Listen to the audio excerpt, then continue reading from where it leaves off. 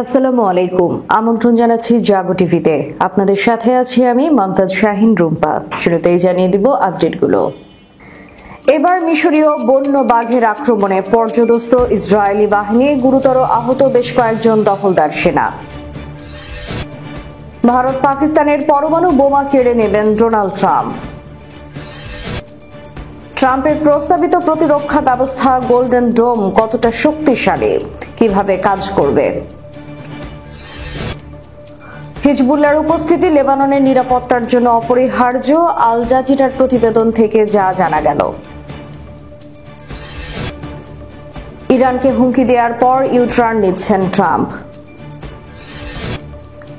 পাকিস্তান আফগানিস্তান সীমান্তে তুমুল সংঘর্ষ, নিহত 16। শুনছিলেন শিরোনাম, এবারে বিস্তারিত। ইসরায়েল মিশর সীমান্তের কাছে আক্রমণাত্মক এক ঘটনায় কয়েকজন ইসরায়েলি সেনা আহত হয়েছেন। আল জাজিরা আরাবিকের প্রতিবেদন অনুযায়ী মিশরীয় লিঙ্কস, যা চিতাহ বাঘ প্রজাতির একটি প্রাণী, হঠাৎ করে ইসরায়েলি সেনাদের উপর নৃশংসভাবে আক্রমণ করে, যার ফলে তাদের মধ্যে কয়েকজনের আঘাত গুরুতর। মিশরের স্থানীয় এই বন্য বাঘটি ইসরায়েলি সৈন্যদের উপর হামলা চালানোর পর দ্রুত অনলাইনে আলোচিত বিষয় হয়ে ওঠে। সামাজিক যোগাযোগ মাধ্যমে কেউ কেউ বিষয়টিকে অলৌকিক বলে দাবি করেছেন। কিভাবে এই বন্য প্রাণী সীমান্ত পার হয়ে সেনাদের আক্রমণ করলো তা এখনো রহস্যই থেকে গেছে। ঘটনার পরে এক ইসরায়েলি পরিদর্শক দ্রুত ঘটনাস্থলে পৌঁছে প্রাণীটিকে আটক করেন। পরে প্রাণীটিকে পরীক্ষা ও চিকিৎসার জন্য একটি বিশেষায়িত বন্যপ্রাণী হাসপাতালে পাঠানো হয়। ইসরায়েলি মিডিয়া ইয়দিয়ত আরনাহতের প্রতিবেদন অনুযায়ী ইসরায়েল ও মিশরের সীমান্তে অবস্থিত একটি ইসরায়েলি সামরিক ঘাঁটিতে চিতা বাঘ সদৃশ প্রাণীটি অনুপ্রবেশ করে এবং বেশ কয়েকজন ইসরায়েলি সৈন্যকে আক্রমণ করে তাদের গুরুতরভাবে আহত করে। ইসরায়েল ন্যাশনাল নিউজ জানিয়েছে যে বন্য বাঘটি মিশর থেকে এসেছে, যদিও এর কোনো প্রমাণ তারা দেয়নি। এই মরুভূমি সীমান্তে বিভিন্ন ধরনের শিকারী ও নিরীহ বন্য প্রাণীর বসবাস রয়েছে, যার ফলে এমন ঘটনা ঘটতে পারে। সংবাদ মাধ্যম দ্য আরব নিউজ জানায়, প্রাণীটিকে মঙ্গলবার হারিফ পর্বতের কাছে আবিষ্কার করা হয়, যা ইসরায়েল ও মিশরের সীমান্তে অবস্থিত একটি ইসরায়েলি সামরিক ঘাঁটির কাছাকাছি। কর্তৃপক্ষের ধারণা, বন্য বাঘটির অস্বাভাবিক আচরণ সামরিক ঘাঁটির কাছাকাছি থাকার কারণে হতে পারে, যা তাকে মানুষের উপস্থিতির জন্য বিরক্ত করে তুলতে পারে এবং সৈন্যদের কাছাকাছি আসতে ও তাদের কামড়াতে প্ররোচিত করতে পারে। এই ঘটনাটি সামাজিক মাধ্যমে ব্যাপক প্রতিক্রিয়া সৃষ্টি করেছে। কিছু ব্যবহারকারী মজা করে প্রাণীটিকে হামাসের সদস্য বলে উল্লেখ করেছেন। কেউ কেউ ইসরায়েলি সৈন্যদের আক্রমণ করার জন্য প্রাণীর প্রশংসা করেছেন এবং গাজায় ইসরায়েলের হামলার কথা উল্লেখ করেছেন, যা 61,700 এর বেশি ফিলিস্তিনিকে হত্যা করেছে এবং পুরো এলাকা ধ্বংস করেছে। এক ব্যক্তি মন্তব্য করেছেন, এই লিঙ্কসটি পৃথিবীর অন্যান্য মুসলিম দেশের চেয়ে ফিলিস্তিনের জন্য বেশি করেছে। প্রাণীটি বেশ কয়েকজন দখলদার সেনাকে গুরুতর আহত করেছে। কেউ কেউ ইসরায়েলকে মুক্ত করতে বলেছেন। এই বাঘটিকে গাজা ও পশ্চিম তীরে হাজার হাজার ফিলিস্তিনিকে আটক করে অজানা স্থানে নিয়ে যাওয়ার সাথে তুলনা করেছেন। এটি ইসরায়েলি সৈন্যদের বন্য প্রাণীর আক্রমণের প্রথম ঘটনা নয়। গত বছর মে মাসে গাজার দক্ষিণে একটি ট্যাঙ্ক বাসার উপর দিয়ে যাওয়ার পর 12 জন ইসরায়েলি সৈন্য বোলতার ঝাঁকের হামলার শিকার হয়। তাদের মধ্যে অন্তত 10 জনকে চিকিৎসার জন্য ভর্তি করা হয় এবং তাদের একজনকে ইন্টেনসিভ কেয়ার ইউনিটে স্থানান্তর করা হয়। বিশ্বের বিভিন্ন প্রান্ত যখন অশান্তির আগুনে জ্বলছে, ঠিক সেই মুহূর্তে যুক্তরাষ্ট্রের প্রেসিডেন্ট ডোনাল্ড ট্রাম্পের এক বিস্ফোরক মন্তব্য নতুন করে উত্তেজনা তৈরি করেছে। তিনি জানান, এখন শুধু রাশিয়া নয়, চীন, ভারত, পাকিস্তান সহ দক্ষিণ এশিয়ার পারমাণবিক শক্তিধর দেশগুলোর সঙ্গে আলোচনা শুরু করতে চান। ট্রাম্পের লক্ষ্য একটাই, পারমাণবিক দৌড় থামানো। এই ঘোষণার পেছনে একটি ভয়াবহ বাস্তবতা রয়েছে। সুইডিশ থিঙ্ক ট্যাঙ্ক IPRI জানাচ্ছে, 2024 সালে বিশ্বের মোট পারমাণবিক অস্ত্রের সংখ্যা ছিল প্রায় 12,121টি, যার 90% রয়েছে যুক্তরাষ্ট্র এবং রাশিয়ার হাতে। তবে আশঙ্কাজনকভাবে চীনের মজুদ বৃদ্ধি পাচ্ছে। 2023 সালে চীনের পারমাণবিক ওয়ারহেড ছিল 410টি, যা এক লাফে বেড়ে 500টি হয়ে গেছে। দক্ষিণ এশিয়াতেও পরিস্থিতি উত্তপ্ত। ভারতের কাছে 172টি, পাকিস্তানের কাছে 170টি পারমাণবিক অস্ত্র রয়েছে। ভারত এবং পাকিস্তান একে অপরকে ঠেকাতে পারমাণবিক প্রতিযোগিতায় লিপ্ত। ট্রাম্পের ভাষায় চীনের কাছে এখনো তুলনামূলক কম পারমাণবিক অস্ত্র আছে, কিন্তু তাদের বৃদ্ধির গতি অত্যন্ত দ্রুত। 2030 সালের মধ্যে তারা যুক্তরাষ্ট্র এবং রাশিয়ার সমপর্যায়ে পৌঁছে যাবে।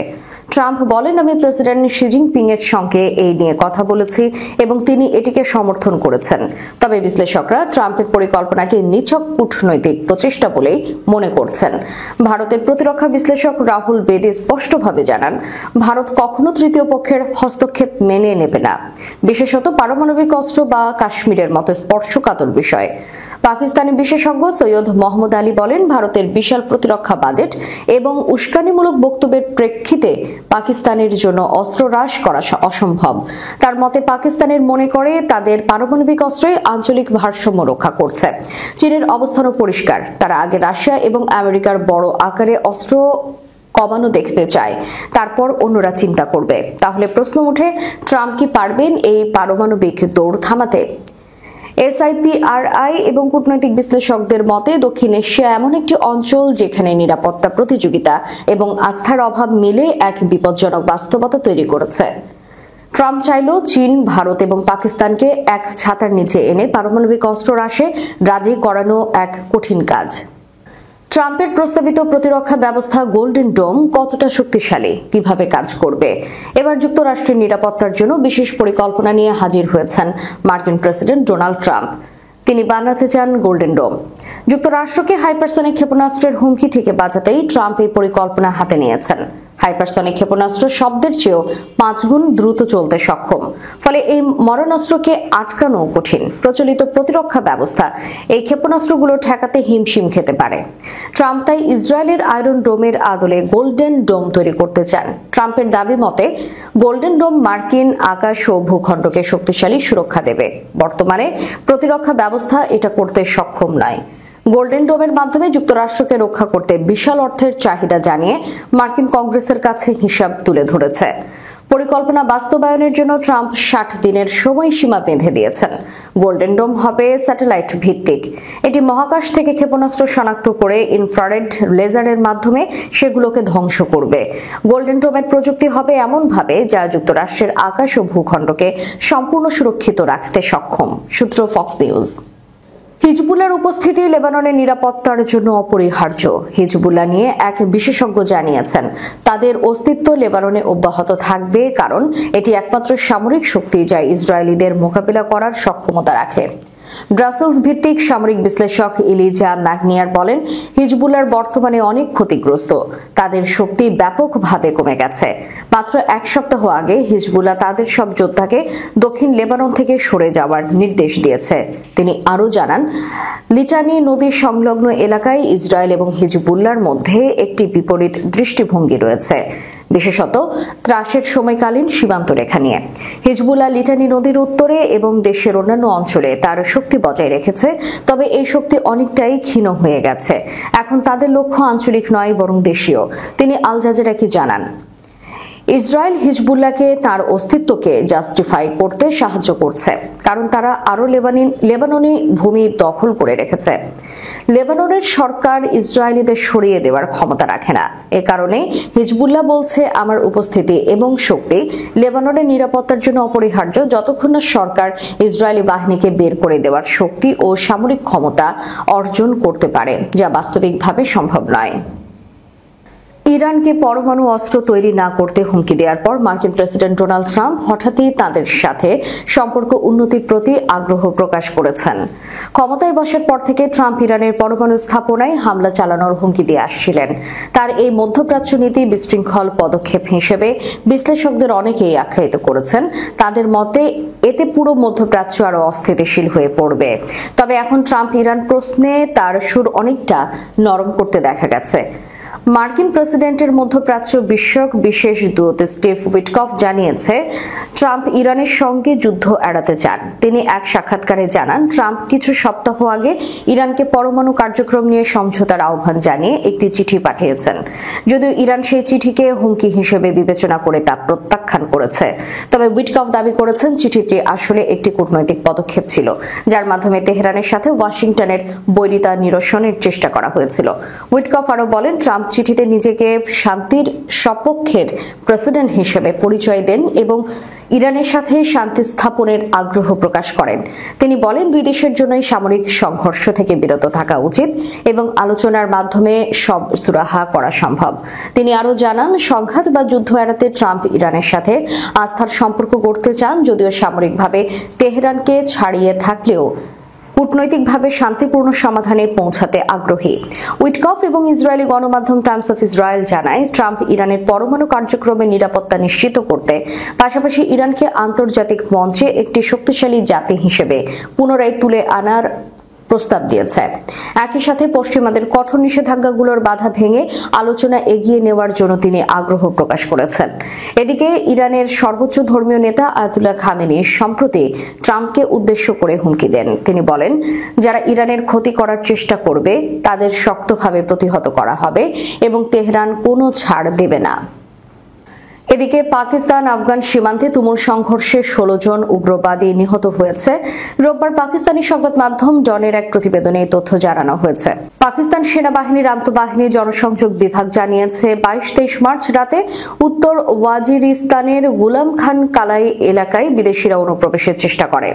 এর জবাবে নিরাপত্তা বাহিনী তাৎক্ষণিক প্রতিক্রিয়া জানায় এবং তাদের প্রতিহত করে। সংঘর্ষের সময় 16 জন বিদেশি উগ্রবাদী নিহত হয়।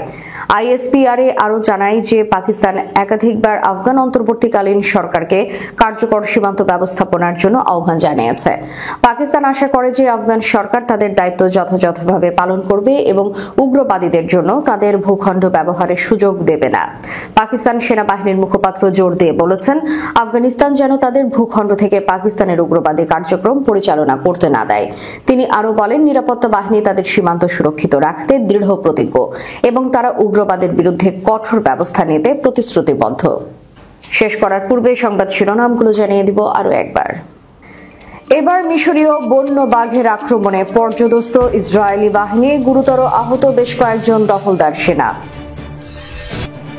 ভারত পাকিস্তানের পরমাণু বোমা কেড়ে নেবেন ডোনাল্ড ট্রাম্প। ট্রাম্পের প্রস্তাবিত প্রতিরক্ষা ব্যবস্থা গোল্ডেন ডোম কতটা শক্তিশালী, কিভাবে কাজ করবে? হিজবুল্লাহর উপস্থিতি লেবাননের নিরাপত্তার জন্য অপরিহার্য, আল জাজিরার প্রতিবেদন থেকে যা জানা গেল। ইরানকে হুমকি দেওয়ার পর ইউটার্ন নিচ্ছেন ট্রাম্প। পাকিস্তান আফগানিস্তান সীমান্তে তুমুল সংঘর্ষ, নিহত 16। এতক্ষণ আমাদের সাথে থাকার জন্য ধন্যবাদ। আল্লাহ হাফেজ।